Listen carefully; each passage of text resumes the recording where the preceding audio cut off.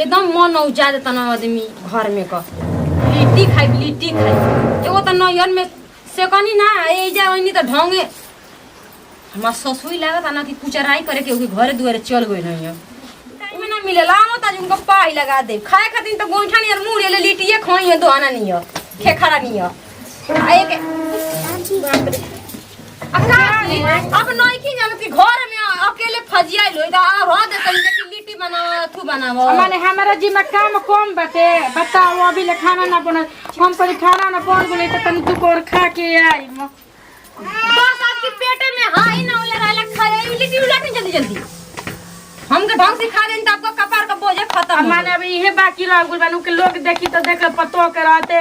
लिट्टी से कतड़ी मन हमके धुआं नहीं खेला गते जा आ यही रन पर ये आपका जमाना आ गेल बना के जमाना में गोइठा पर खाना बनता कि गैस पर बनताटे आ हमनी के जमाना में गैस ना चल रहला तारा जमाना में तैयारियो गइल बाटे हमनी के हाथ ना तोरे लेखा फुटानी ना झरी ना जा जोर गइल जी बाप चुप रही का भाटनी चोकरी ना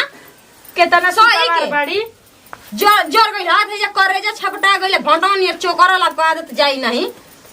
हमरा जुजरे लिट्टी से को तहार मन बढ़ा के उहे न धइले बड़न के बुढ़ऊ के तो कुछ बोला ही के नहीं के नहीं उनका तो मुंह में लगा के जाब लागो रहेला अब क्या कहि तनी जाई ना देसी घी लेके आई तनी जल्दी जाई कटोरी में लेके जाई अरे देसी घी त का कर माने गिरा का खान धइले बनी घरवा में ले के रिफाइन बना रही देखी बक्सर में जो लिट्टी बनावेला हऊ गोलंबरा के पीछा घीऊ में एकदम ताल के देला हम खइले बनी जाए ना मिली बगसर ना हो ई देहात हो जनलू रिफाइन घर में धइल बेटे झड़े लगा के खा घी धइल बही त ना तक के हुआ देखी जाई ना मशीनिया पे दुगो बर्तन धइले बनी धो देई हटी जाई धो दे हम लिट्टी सेक के देता अरे जी ये ना दिहस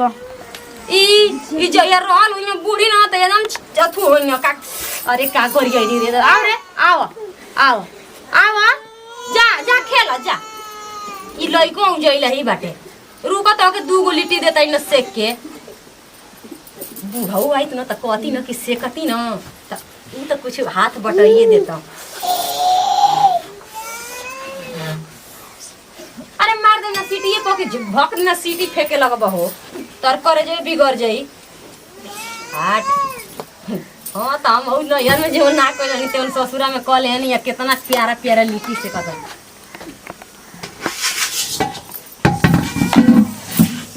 अभी बनल नहीं थे का हो बनौते बनी जी आ काजी बाबूजी के बनी हम बुढ़िया के अथु जवानी को देखनी उ कमती अथु बनी ओठतनी एनी ओनी अरे सुवेले कमजोर हिया कमजोर आ देखी ना हम लिट्टी बनौले बनी न कि 2 दिन खाए के तरियो के बोला ए तरिया के बोलाओ थे अरे एगो लड़की हिया अच्छा हे तरी अरे हाई लिट्टिया देखिन जी तरी कइले बनी अब आउ के आदत धले बनी का एकदम भटनी चोकरे के बुढ़िया निया रोवतिया नु रोवतिया त जाई खेलाई जाई दुकानी पर से टाफी दीवा देई पैसा नहीं थे मंदी बा कैसे आपके लगे मंदी आ गई लॉकडाउन चलल है डाउन में आपके का लॉकडाउन अथु होता जे जी तरियो अरे तरिया जाई ने त बुढ़िया यहाँ ना ला का बुढ़िया के शिकायत करो ताड़ू तन्ने किए डाल के घसी ह जनल हो ए चुप ना रही आपके तो घर में कुल जर ले रहत अटे ओए घी हो कि तेजाब हो हे ने कान खोल के सुन ले रोगे का पैर पर चढ़ा के धरे माया के लिट्टी से का अरे में पैखाना धोए वाला रखल बा ई क्या कहता नहीं यार कौन हाथ से छुआ दे तारी अरे पैखाना धोल जाला में घीवा धइले रही ओइसा रे डिब्बा में हां हम फेंक देनी जाई ई का कहलू हो हम का जानता नहीं कि उ घी हो हम तो जानली कि उ रिफाइन तेल है ओइ में एगो कौन गो हम का करी केतना महंगा के ले रही घी 800 रुपया किलो अरे घर में पूछू के ना काम लागी अरे हे जे लिट्टी से कवाईम तो भैंसिया खोल के बहरिया बांध हम बानी त का करम जाई ना हटी जाएगा से हटी खाना छोड़ दो खाना बनाई तब रहुए हम बनाई भूख दल जा बैठल बैठल मेरे मौक बनल बानी अरे जबान चलाओ तन छोटा देखा तरनु घरियाल देखो तनी दुल्हना नियर मुँह ले गिरगिट नियर मेंगुची नियर त बाड़ी जी आ ये जी आखी मने कह जाला कि मुंह से मोटा में ते लोड़ा हमनी को बुढ़िया मोटा त तो लोड़े नियर हो तड़ी जी हां हां का जानी काहे आलू बाल जी आलू हो बड़े बड़े एकदम मत वही में पखे उखा दियानी पखे का जाने कोई सी तरिया तो सीटी मरस रे उतार दे उतार दो आ जाए दी ओई में तनी पखे बन जा वो अंजा दे से उतरे हमारी कहले पहुंचली त तले से का हम आवत तनी गाय के भूसा डाल के जाई अपन झोरा वाले आई जाई ये बड़ू का हो आज हम चोरा के 2-4 गो लिट्टी धोई दे आ बूढ़ा बुढ़िया त देखा ले गिले थोड़ी बाना सा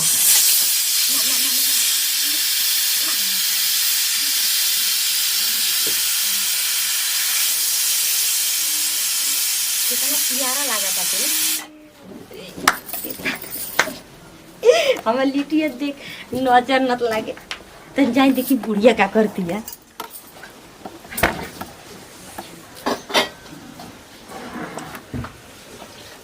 बोल दिया आता लाडू आवा तो पाक तो बोली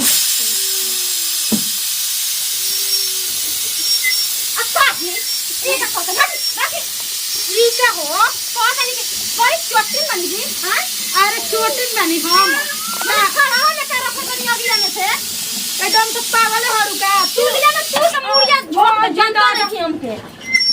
ये तीन काइन की त खाली बुढ़वा कपार पर चढ़ा के तो दम से रख देले हो तनी लिट्टिए झाड़त रही चोरा झाड़ तनी फाड़ में रखे झाड़ तनी फाड़ में रखे फाड़ में तो तारे कला वाला कम लिट्टिए चोरावत छोटी तीन काइन की लिट्टी चोराओ तनी ए भागवान से सस को सही ढकेलल जला माई बाबू काट के खा गल सास के काट के खा गल हम में कह देंगे हम लिट्टिए पर हटी पाक भी बता झाड़ पाक हटी हम झरना ले माथा टूटल बटे हटी अरे बुढ़वा में खाए के मांगता दुआरा बाप ऊपर जा खाए के मांगता ना अरे जल्दी पकावा हो जाए पकावे कहले बनी है जे हम देख के दुर्गति करती है पकावे के कहले छोटी जन्नी जी खाने में चोरा तोड़ी फुफुती में चोरा के ले जाइयो का देखो चोरा चोरावल पहिले बारू लिट्टी चोरा तोड़ी बताई मैं गाय चल के जाई दूध नहीं। पी गइलू गाय जाई, गोते के हट। तार बेरे नहीं अरे तो भैया फोन कहले रे कहता कि हाँ। विदाई के थु कहता हम ना जाए कहीं नहीं है बस अब बताओ केंग न ऐसे लड़की कहते कहता ना हम लड़की ना जाए। नैहर जाए खातिर कूदत रहेली आ नहीं हरे जाके बिया भइल बका तू राज कर होई जा आई हो दादा इतना लगा के जान ले दे कदम से उतार कर लुइया के चोखा एकदम भर दे तनी के यहाँ काट दीता और जाई बुखरा जहिया से उतर जे रुतहिया से हमरा के एकदम दुबारा के रख देले बिया आई रे दादा मोटा चर्बी फेंकता हुआ दोबारा के रख देले बिया अरे करिया के लिट्टी देता आई ये दादा ई कहां से कुल धूल माटी लग गइल हां खाता बकलो लेखा घुमा तारू अभी लिट्टी नहीं खेबल जी तनी रुक जाई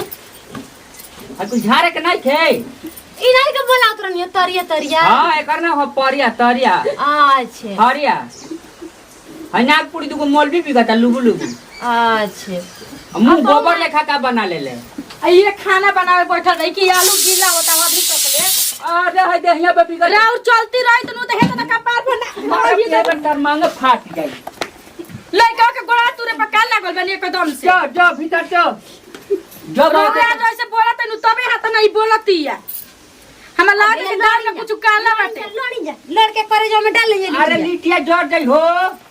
जज तो ओकर संग में खाना बनाई हमारा के तो कबो आज तक से गोइठे ना चूल्हा में लगवनी अब बड़ी ओकर संग खाना बनाए में रहुआ के ठीक लागता आ गोया के गोता था तार माई हमर माई के नाम मत ली तारे माई गोता से गाय के ठीक बा हम रौरे ढेर सुंदर बनबा के हमर माई ले सानी गोतावाई ना ना ओए नेनुआ बेच भाई ठीक लागता नु बोलाई तू आदमी के गंगा में ले अरे गाय गोते के बिया हो गाय गोते के बिया चल तोरा के खाओ तनी कहत रह गई ने खे नमस्कार प्रणाम। हम खुशी गोड़ छुके गोड़ लागतनी। आई वीडियो अच्छा लगी तो ज़्यादा से ज़्यादा शेयर कर जा, सब्सक्राइब करब जा, आ कमेंट बताई जा कि वीडियो कैसन लागल है। नमस्कार प्रणाम। हम अंजलि मौर्य गोड़ छुके गोड़ लागतनी। आई वीडियो देखी जा, अगर अच्छा लागल होई तो लिख के भेजब जा। नमस्कार प्रणाम। सब श्रोता समाज के गोड़ के गोड़ लगता है नंदू खरवार यही तरह प्यार दुलार बनले रह जा। अच्छा से अच्छा वीडियो देखे खातिर लाइक करी जा, शेयर करी जा, कमेंट करी जा। आ चैनल के नहीं कीजिए सब्सक्राइब कर ले तो प्लीज़ भी सब्सक्राइब कर लीजिए। आ बगल में बेल आइकन घंटी बटन ओकरो के दबा लेम जा। यही वीडियो के साथ लेते हैं विदाई। अगला वीडियो में फिर मिलल जाई। जय हिंद, जय भारत, जय भोजपुरी।